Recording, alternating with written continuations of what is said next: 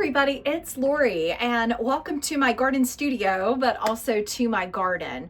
So I'm a Zone 7B gardener outside the DC area in a valley in Middletown. It's absolutely beautiful out here where I live. And I've been restoring my garden for the past 3 years. When we purchased our home, it's a Victorian home. The lot was completely empty. So what you see when you see my garden is it's very new, and I have personally had to plant everything except our really large trees. So today I wanted to just show you a couple things that are really thriving in the December winter garden. And then I want to create a winter display out in my shade garden, which is right over here next to my floral shed. So I want to just collect some winter greens. I have some berries and just different foliage and make a really large table display that will last through the holidays and into January.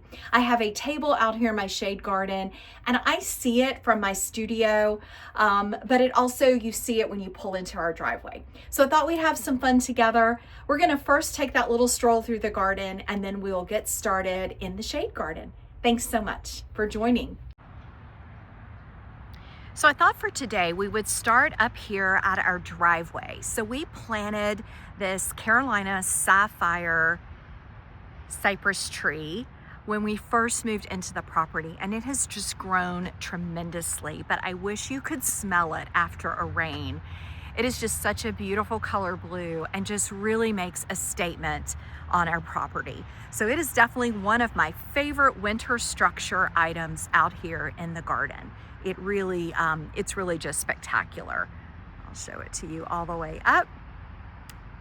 All right, so the next thing, we do have this arbor, and it has a hummingbird or trumpet vine on it, which does give a lot of winter interest and structure. I will need to trim it before spring, but I really love, gosh, all of the detail and texture. It really adds something. I think vines add a lot to a garden space, for sure.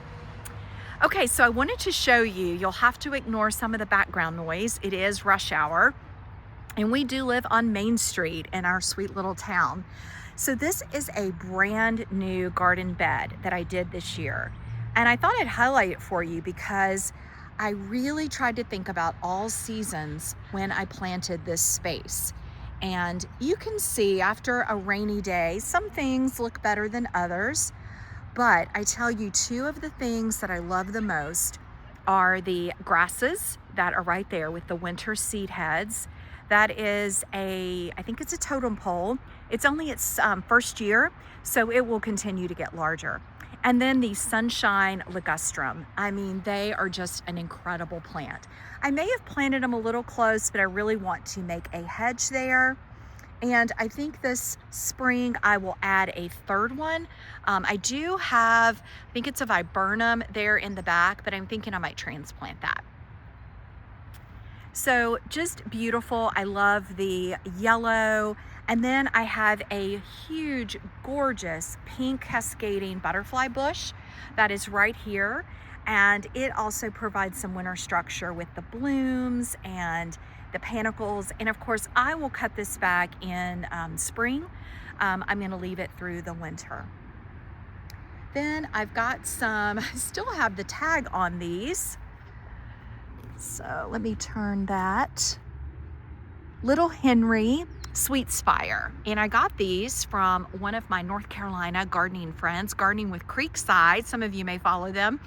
Got these shipped to me, and they were tiny and they just grew and grew. I know they're gonna get huge, but look at that stunning color. It's just absolutely gorgeous. Then these grasses, of course, will stay beautiful all through the winter. And so that's just providing some extra structure. And then I like to leave up my roses. This is an Oh So Easy rose. It has a few, it's just its first year. It does have a few little nuggets there, rose hips, but it just provides, again, some structure. And definitely if we get any snow, it will be really, really beautiful. So overall, I'm really, really thrilled with how this bed looks. and just the color and the layers that it provides. There are several perennials in here that are dormant right now. I have phlox, lots of salvias, and some other things that bring a lot of purple interest in the spring and in the summer. I did plant a bunch of daffodils, so I can't wait to see this bed in the springtime. I will definitely take you along to show it to you. All right, so let's jump back to my shade garden and get started on this beautiful winter display.